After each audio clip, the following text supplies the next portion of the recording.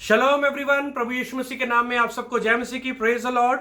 एक बार फिर से आपका भाई अमित मलिक आपके लिए प्रभु यीशु मसीह के पवित्र वचन को लेकर आया है। और मैं विश्वास करता हूं जितने लोग आप सुनेंगे आप आशीष और बरकत पाएंगे। आपकी मिनिस्ट्रीज, आपकी सेवकाइयां जो है वो बढ़ेंगी यीशु मसीह के नाम से। और आपके पर्सनल जो जिंदगी है, व्यक्तिगत जिंदगी है, वो भी बढ़ेगी। ये मेरा विश्वास है, क्योंकि विश्वास सुनने से और सुनना प्रभु यीशु मसीह के वचन से होता है। और आज जब आप प्रभु यीशु मसीह के वचन से सुनेंगे आपका विश्वास बढ़ेगा।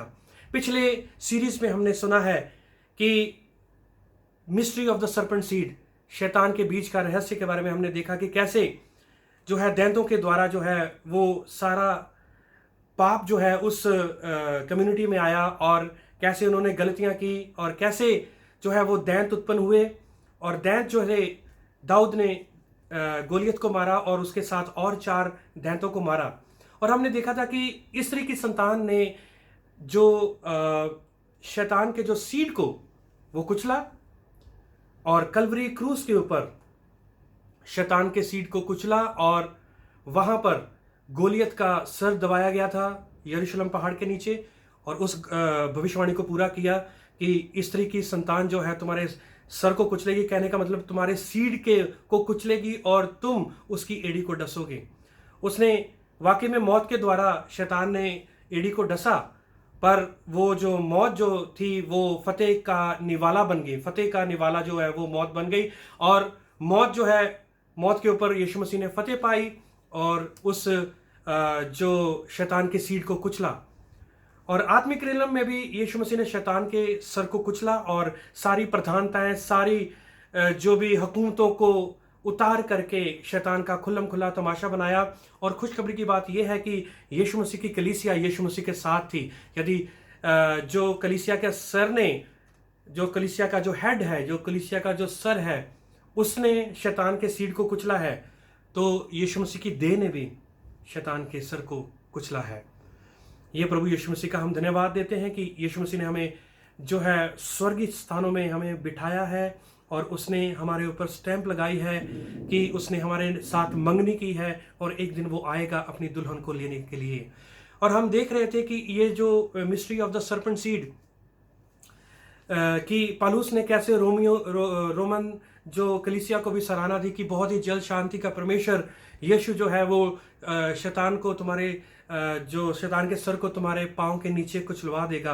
और वैसा ही हुआ कि केसर जो था, केसर की फैमिली से नीरो जो आया, जो अडॉप्टेड सन था, नीरो की फैमिली से एक जने ने यीशु मसीह को ग्रहण किया, और उसके बाद जो है उस फैमिली में रिवाइवल हो गया। और दाऊद ने कैसे उस 4 और दैंतों को मारा था, यह भी हमने देखा था पिछली सीरीज में। आज हम देखेंगे कि बहुत सारे लोग कहते हैं कि जो कैन जो था वो दुष्ट की संतान था। ये पिछली वीडियोस में भी मैंने बताया कि वो फिजिकल जो शैतान का जो सीड था, नहीं, वो फिजिकल शैतान का वो सीड नहीं था वो, क्योंकि वो जो सीड जो था वो आदम और हवा का ही था, वो आदम का ही सीड था वो। क्योंकि एक वचन की ओर हम चलते हैं, जैसे उत्पत्ति उसका 4 अध्याय उसका 6 और 7 वचन में जब हम पढ़ते हैं तो वहां पर लिखा है कि यहोवा जो केन से बात कर रहा है, तो और केन को कह रहा है कि यदि तू भला करे तो तुम्हारी जो भेंट है वो एक्सेप्ट ना की जाएगी, स्वीकार नहीं की जाएगी। यदि तू भला ना करे तो पाप जो है वो तुम्हारे द्वार पर छिपा हुआ है और तुम्हें उसके ऊपर प्रबल होना है। इसका मतलब जो केन को पूरी तरह से स्वयं इच्छा दी गई थी कि वो अपने मन में हाबिल के बारे में वो गलत नहीं लेकर आ सकता था, पर उसके मन में अपने भाई के प्रति, हाबिल के प्रति वैर था। इसलिए उसकी जो भेंट जो थी, उसकी ऑफरिंग जो थी, वो एक्सेप्टेबल नहीं हो पाई। यही कारण था। और हम जब प्रभु यीशु मसीह के हम वचन में पढ़ते हैं, पहला यूहन्ना उसका 3 अध्याय उसका 8 और 10 वचन में, एक वचन से तो हमें यह क्लियर हो गया कि उसके पास वाकई में स्वयं इच्छा थी, और यहोवा चाहते थे कि उसके ऊपर वो प्रबल हो। जब हम उत्पत्ति उसका 4 अध्याय उसका 7 वचन पढ़ते हैं तो उसमें लिखा है कि यहोवा चाहते थे कि जो केन है वो उसके ऊपर प्रबल हो, यानी कि पाप के ऊपर प्रबल हो, उस ख्यालात के ऊपर प्रबल हो जो कि वो अपने भाई के प्रति सोच रहा था, कि वो अपने भाई का मर्डर करने के लिए ऑलरेडी सोच रहा था। इस बात के लिए यहोवा ने उसको आगाह भी किया, इस बात के लिए यहोवा ने उसको जो है वो सावधान भी किया कि वो यदि भला करे तो उसकी जो भेंट है वो एक्सेप्ट की जाएगी। तो एक जगह पर लिखा है याकूब की पत्री में कि वो शैतान की जो है वो जो सीड गना गया, या शैतान का जो है वो संतान गना गया। वो शैतान की संतान इसलिए गना गया क्योंकि उसके जो काम जो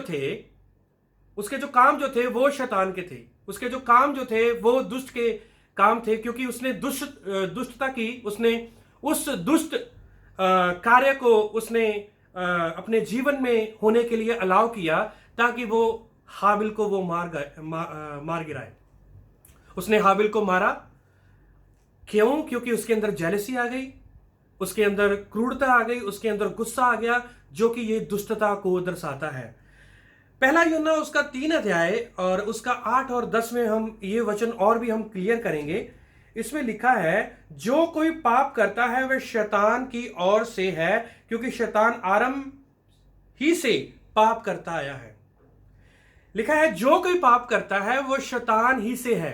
इसका मतलब कि जो पाप करते हैं वो शैतान से, क्योंकि जिन्होंने भी पाप किया और जिन्होंने भी वो पाप के कार्य को उन्होंने अपनी जिंदगी में किया वो शैतान की संतान गिने जाते हैं।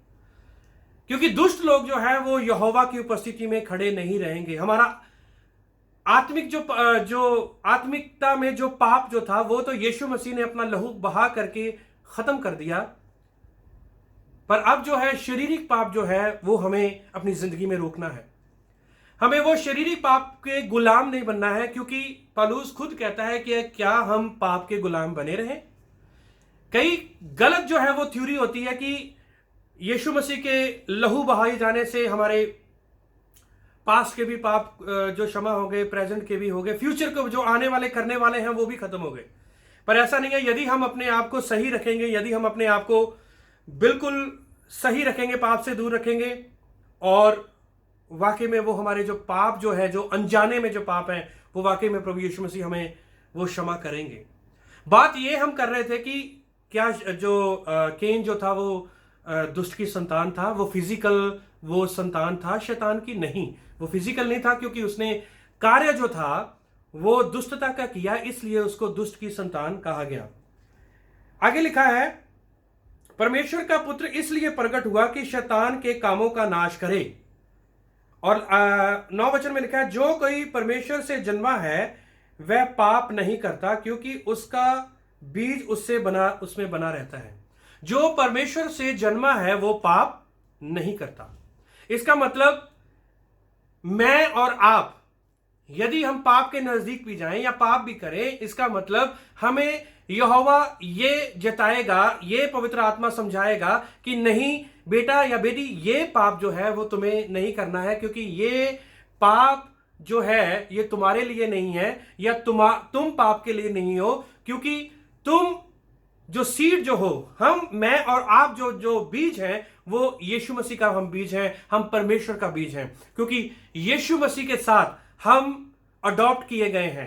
यीशु मसीह के साथ हमें गोद लिया गया है, क्योंकि हम गोद लिए हुए हैं, क्योंकि यीशु मसीह को हमने ग्रहण किया है।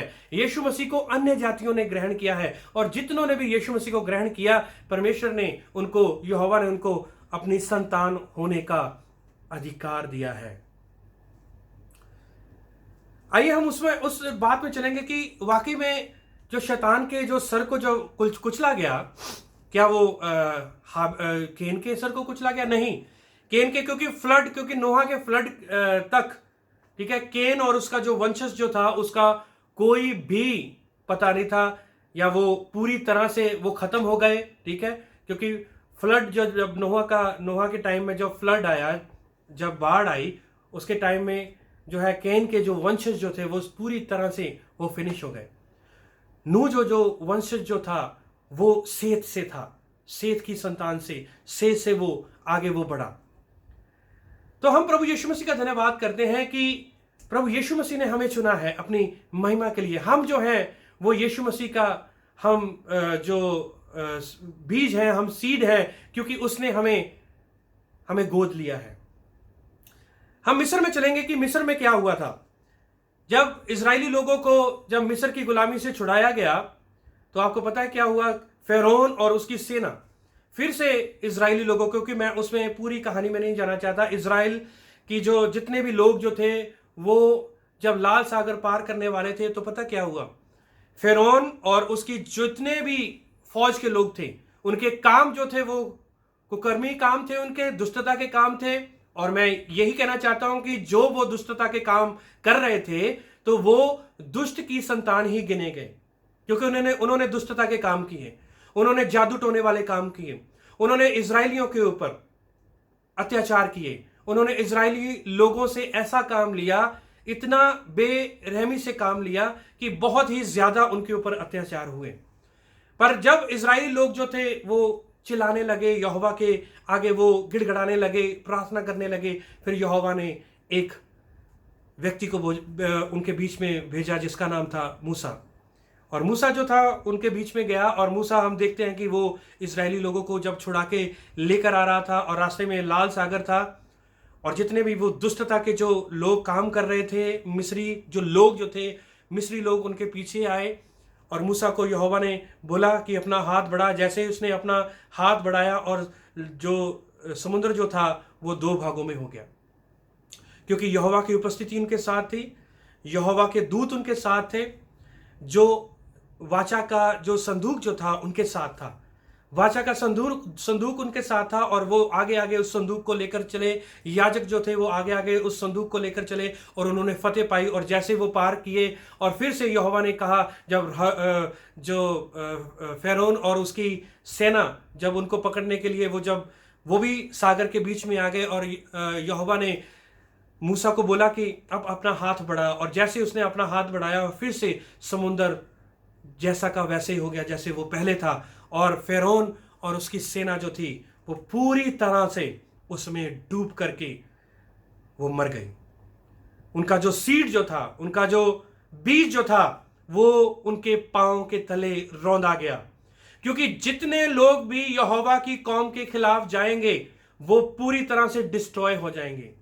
आप हिस्ट्री को खोल के देख लें, जितने लोग भी इजरायलियों के खिलाफ गए हैं, जितने लोग भी उस इजराइल के खिलाफ गए हैं, यहोवा ने उनको लताड़ दिया। यहोवा ने उनका कुछ भी रहने नहीं दिया। रोमन साम्राज्य को देख लें, रोमन साम्राज्य वो अपने आप में कहलाता जो था साम्राज्य था पूरी दुनिया में। पर क्या हुआ कि जब वो यहूदी लोगों को मारने लगे, जब यहूदी लोगों को बंदी गृह में डालने लगे, चेलों को उन्होंने मारा, पालूस का जो सर जो था वो धड़ से अलग कर दिया, पतरस को उन्होंने, रोमन साम्राज्य ने उल्टा सलीब के ऊपर लटकाया, और बहुत सारे चेलों को उन्होंने काट डाला, मार डाला। आपको पता है रोमन साम्राज्य का नामो निशान तक नहीं रहा, कि रोमन साम्राज्य जो था वो तितर बितर हो गया। आज भी पूरी दुनिया में देखें, रोमन साम्राज्य कहीं कौन से देश में है, कोई कौन से देश में है, कोई कौन से देश में, पूरे देश जो थे, यूरोप जो था, वो सारा जो है वो तितर बितर हो गया। पर अब्राहमिक कवनेंट में लिखा है, जो तुम्हें आशीषित करेगा मैं उसको आशीष दूंगा, और जो तुम्हें श्राप देगा मैं उसको श्राप दूंगा।